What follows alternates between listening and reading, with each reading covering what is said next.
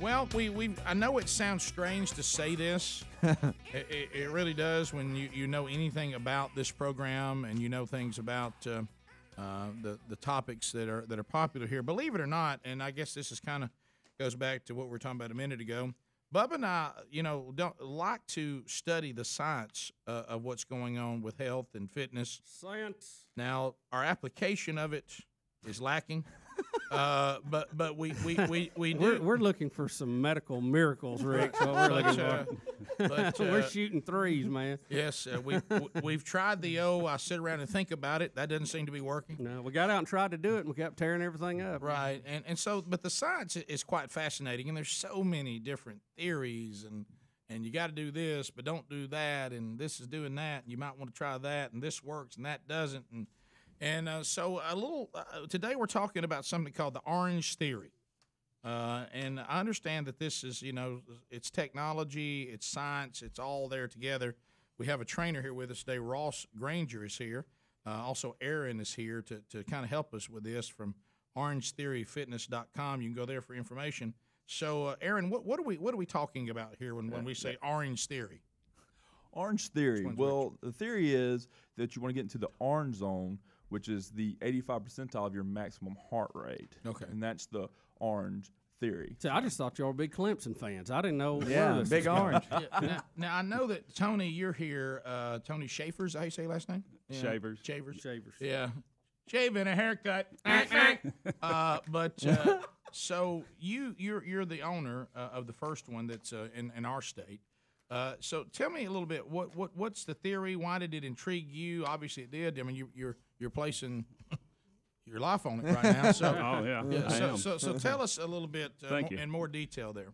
Well, I was, listening to you earlier. You're just about to turn 50, didn't you say? Mm-hmm. Rick? Yes. Yeah, I know I don't look it, but you're right. Yeah, I was about to say. I swung over I earlier 25. this year. Right. Yeah. I've been working out doing boot camps and different trainings for a long time, and stumbled across this. My friends were opening some in Atlanta, and I told me about the workout and the heart rate zone and things like that. And I was, kind of intrigued, so I went down to Florida, did the workout for 1 week. And this was just like a Monday and a Wednesday and a Friday. So I did 3 workouts that week. I got back, I was 8 pounds down. And, it was funny because when you saw or some of their marketing or advertising, you'd see that it says lose up to 8 pounds in 1 week. And I was like, that's weird. Yeah.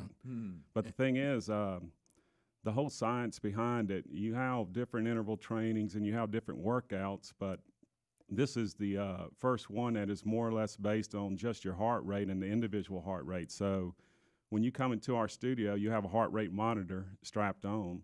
You have big displays up, and you'll see your name pop up on the screen. The studio picks it up. It shows your heart rate, and it's all based on your individual heart rate. So, if Bubba and I are working out, Bubba's going to get to a certain heart rate quicker than Yes, probably, he will.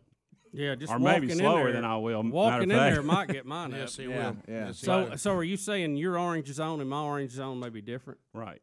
Yeah, and it's all based on your, you could take somebody that's an athlete doing this workout, and they'll build endurance, and they'll still improve. Thank you. And you can take somebody off the couch. Yeah, right. So it's structure for anybody. Oh, right. Yeah. Well, this is the thing that the first thing that we're thinking of, because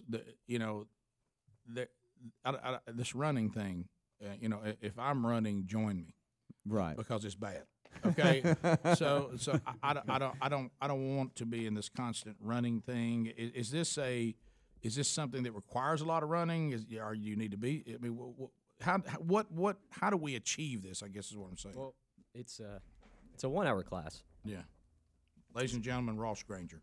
It's a 1 hour class, and yes. half of it is going to be your endurance or your cardio. Mm-hmm. The second half is going to be the strength and the power. That's going to be your weight training with dumbbells. We've got these SBT suspension bands, and then floor exercises. But the great thing about it is there's modifications for everyone. Like Tony said, a beginner, it's going to be easier for them to get to that 85 to 92% of their max heart rate. So maybe for you come in the first time, you might not be running. We might have you walking on a treadmill, but we're going to bump up that incline and get your heart rate to the same Like spot. a stress test. Yeah. I mean, same format. That's what Right. we're trying to get, right? We're trying to get the heart rolling. Why is that heart rate thing so important? Well, it's the EPOC is the science behind it. So that's excess post-exercise oxygen consumption, or what we call the afterburn. And like I said, it's just that if you can maintain 12 to 20 minutes in that 1 hour workout at that percentage of your max heart rate, you're going to get that afterburn effect, which is basically you're burning, your metabolic rate is going to be sped up for up to the next 36 hours. So you're going to be burning up to an additional 400 calories on top of whatever you burned in the class. So that's back to the 8 pounds you're talking about. Oh, You're yeah. trying to, which is the ultimate goal. You're trying to get your body to burn. Oh yeah, and the thing is, you can do other exercises for the same time and maybe burn the same calories. But the thing is, you won't have the afterburn. It's all about the, when you're at this intensity, which is 85 to 92% of your max heart rate for 12 to 20 minutes, you'll burn more oxygen. And when you deplete that oxygen, the next 36 hours, your body's trying to build that back up, and that's what burns those calories. Well, Wow. yeah. That sounds pretty So it's like the scientific, icing. pretty good there. It's like the Thank icing you on the very cake. much. And Boy, Tony, good job, man. Now, it's kind of like the icing on the cake. If I Right. can just put it back to a food example. well, and see, don't you know everybody's shocked by our food example? right. Well, it's, related to something I know. Right, absolutely. There you go, Bub. So you could do this, and then for 36 hours, not have to do anything, and you're still burning calories. I know. Isn't that pretty cool? Yeah. If you do I it like right. it. I mean, you got to work the formula, though, I Right. assume. And you know what's funny? They talk about the afterburner, we do, but you'll notice if you worked out a Monday, a Wednesday, and a Friday, you notice those Tuesdays and Thursdays, that feeling that you have after a good workout. that you're so just- sore you can't breathe. Yeah, that one, that one, and that energy feeling that you have where you feel like your body's burning. I mean, you have to do it, but you'll realize in those days off, I mean, you feel like you've worked out. It's weird, but it works. And this is all based on heart rate. Trying to get to and I would think based on that, of course, at this my age now, that's just the first thing that pops in my mind.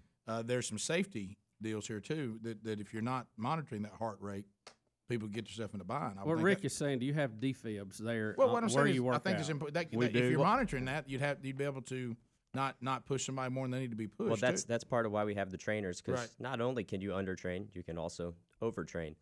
And that's part of why we have people there supervising to make sure you're not pushing too hard, because studies show that if you start to push higher than that 92% of your max heart rate, that you're actually not in the optimal zone for calorie burn. And people say that you start targeting the muscle rather than the fat. So, yeah. Yeah, I mean, I talked about this on there. I actually heard a guy talking about this, and he was speaking to a guy that he knew that was a doctor that was just one of these guys, just obsessive, runners, and we're talking hundreds of miles and literally thousands of miles throughout the year. And he said, that kind of intimidated me. I was like, well, I can't even put my mind around that. And he said, the guy told him, he's a doctor. He said, no, you don't need to do it. I do this because I love it. I do it because I'm somewhat obsessed with it. I have far passed what is beneficial for me with what I do. Really, you need about 30 minutes a week, 3 times a week, and you can still accomplish what needs to be accomplished. And I think that's a big deal, because I think some people get kind of that feeling of, well, forget it. I mean, if you talk, I can't do that. But you can do something like that. So how do you determine someone's maximum heart rate? And I guess we're all different, right? Well, there's a simple calculation. It's just 225 minus your age will give you a rough estimate of your max heart rate. Mm-hmm. So we're Bubba's writing all this down. yeah. I mean, yeah. You sounded real smart there, right there, Ross. Well, I like that. Well, it sounds like this, and this is the bottom line. It's results oriented. I mean, everybody goes in there, and you think, look, at the end of the day, let's put together some formula that's going to accomplish results. And then we want 92% of that. Yeah, right? there's no worse feeling Of the than to max. think you're doing something and you don't see any results from it. Oh yeah, another cool thing about the workout, when you finish that workout, you'll see an email pop up that will have your results from that workout and your progress. So Okay. not only do the trainers work with you pretty close during this workout to make sure you're achieving what you want to do, but we send these progress reports so you'll know if you're excelling or. Everybody loves feedback, Tony. Everybody wants some feedback. I want to know how I'm doing. I want to see the results. So if you want to find out more about this, you can go to orangetheoryfitness.com. We'll put that in our show notes today at rickandbubba.com, and you can find out even more details, maybe set up a time to go to see a location that's in your area, or if you want to talk to these guys, obviously their information will be there too, and they just opened up the first one ever in our home state there at Patton Creek in Hoover, and their details will be there. But these there's like over 300 of these throughout the country, right? Right on. Yeah, so you can find out more about Orange Theory Fitness. Tony, thanks for being with us, buddy, and great to see you, Ross. Nice to meet you, Aaron. We appreciate it. Yeah, and thank you for bringing this science forward today. For those that are constantly looking for what is the formula that will actually work. And keep working. And keep working, which is the bottom line. Yeah. And one that keeps on working after you've done with the workout is intriguing. So if you want to find out more about it, check it there at rickandbubba.com under the show notes. We'll be back. 866-WE-BE-BIG is our number. Your phone calls and any topics that we missed this hour when we come back. Rick and Bubba, Rick and Bubba.